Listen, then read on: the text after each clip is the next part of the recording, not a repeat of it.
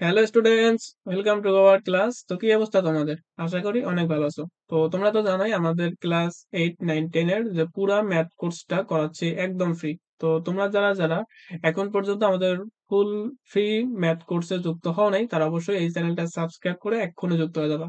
এবং যারা যারা যুক্ত হয়ে গেছো তাদেরকে অসংখ্য ধন্যবাদ। এবং তোমাদের কাছে একটা রিকোয়েস্ট থাকবে, তো তোমাদের যারা ফ্রেন্ড আছে ফ্রেন্ডদের কাছে এই চ্যানেলটা তোমরা শেয়ার করে দাও, যাতে তারাও আমাদের সাথে একদম ফ্রি কোর্সে যুক্ত হতে পারে। তো আশা করি আমাদের সাথে যদি ফুল ফ্রি কোর্সটা করতে পারো, তাহলে আর কোনো প্রাইভেটের পড়ার দরকার হবে না।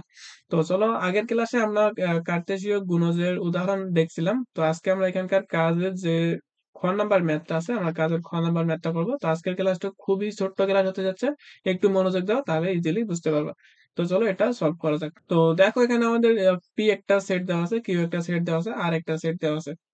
পি সেটের উপাদান হচ্ছে 1, 2, 3, কিউ সেটের উপাদান হচ্ছে 3 এবং 4, এবং আর সেটের উপাদান দেওয়া আছে এক্স এবং ওয়াই।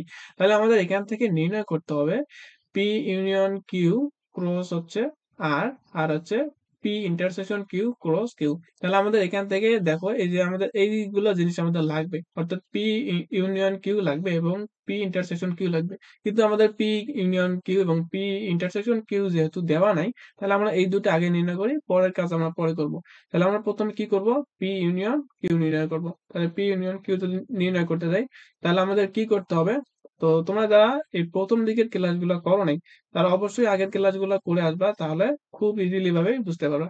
তো আমরা যখন দুইটা সেটের ইউনিয়ন করি, তখন আমাদের সকল উপাদান নেই, অর্থাৎ যে উপাদানগুলো মিলবে সেগুলোও নিব, আর যেগুলো উপাদান মিলবে না সেগুলো নিব। তো এখান থেকে এক আছে, এখানে এক নাই, না মিললেও নাই, সেটাও আমরা নিব। তাহলে এক নিলাম। তারপর এখানে টু আছে, এখানে আমাদের টু নাই, তাও আমরা এখানে টু নেব। তারপর এখানে দেখো একটা থ্রি আছে, এখানে একটা থ্রি আছে, কিন্তু এখানে যেহেতু মিলছে তার জন্য একটা থ্রি নিব।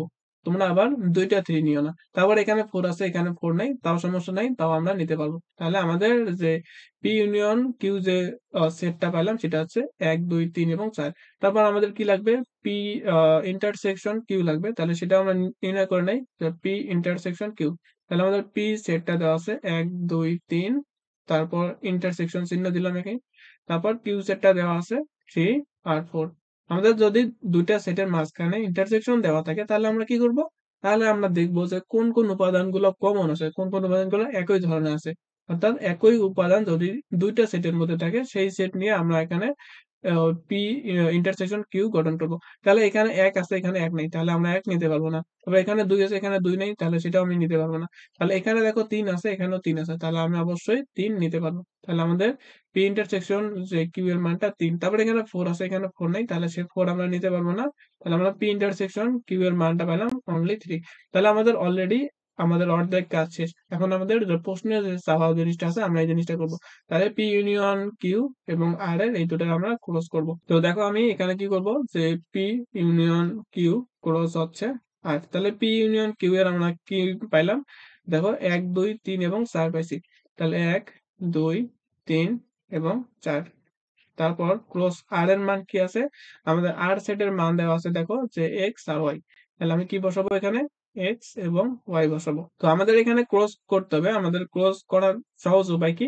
প্রথমটার এটার প্রথম পদ, তারপর এটা নিব, তারপর এই প্রথম পদ দিয়ে তারপর এটা নিব, তারপর এখানকার দ্বিতীয় পদ নিয়ে এটা নিব, তারপর দ্বিতীয় পদ নিয়ে পরেরটা নিব। অর্থাৎ আমরা এক দিয়ে এক্স কে গুণ দিব, ওয়াই কে গুণ দিব, মানে ক্রমজোর আকারে নিব আর কি। তারপর এক্স, তারপর টু নিব, এক্স ও নিব, ওয়াই ও নিব, তারপর থ্রি নিব, এক্স নিব, ওয়াই নিব, তারপর ফোর নিব, এক্স নিব এবং ওয়াই নিব। তো চলো স্টার্ট করা যাক। তাহলে আমরা কি করব? প্রথমে কি করব?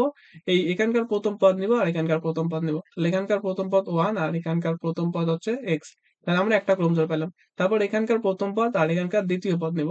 তাহলে এখানকার এক্স আর এখানকার ওয়াই, তাহলে আরেকটা ক্রমজোর পেলাম। তাহলে আমাদের একের কাজ শেষ, এখন আমাদের দুই এর কাজ শুরু। তাহলে কি করব? এখানকার প্রথমে আমরা দুই নিব, দুই নেওয়ার পর এখানকার প্রথম যে পদটা আছে সেটা নিব। তাহলে প্রথম পদ আমাদের এক্স দেওয়া আছে, এক্স নিলাম। তারপর এখানকার টু নিব, তারপর এখানকার আমি ওয়াই নিব। তাহলে টু নিলাম, তারপর এখানকার ওয়াই নিলাম। তাহলে এখানে আরেকটা পেয়ে গেলাম। তাহলে দুই এর কাজ হচ্ছে, এখন আমাদের তিনের কাজ আছে। তাহলে তিন নিব, তারপর ওখানকার প্রথম পদ এক্স নিব। তারপর আমাদের কি আবার তিন নিতে হবে, ওখানকার দ্বিতীয় পদ ওয়াই সেটাও নিতে হবে। তারপর আমাদের 1, 2, 3 এর কাজ শেষ। এখন আমাদের 4 এর কাজ আছে। তাহলে 4 একবার নিব এক্স এর সাথে, আরেকবার নিব ওয়াই এর সাথে। তাহলে 4x, তারপর হচ্ছে 4, ওয়াই।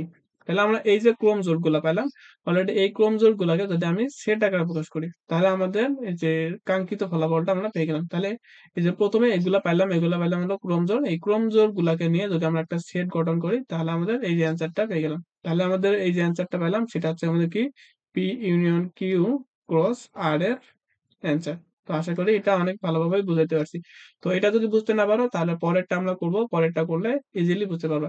তো আমাদের পরেরটা হচ্ছে কি যে P intersection Q cross Q করতে হবে। তাহলে আমাদের এখানে করতে হবে যে পি ইউনিয়ন কিউ, তারপর এদের সাথে আবার কিউ এর ক্রস করতে হবে। তাহলে পি ইন্টারসেকশন কি আমরা কি পাইছিলাম দেখো এখানে, পি ইন্টারসেকশন কিউ এর মান পাইছিলাম হলো মাত্র 3।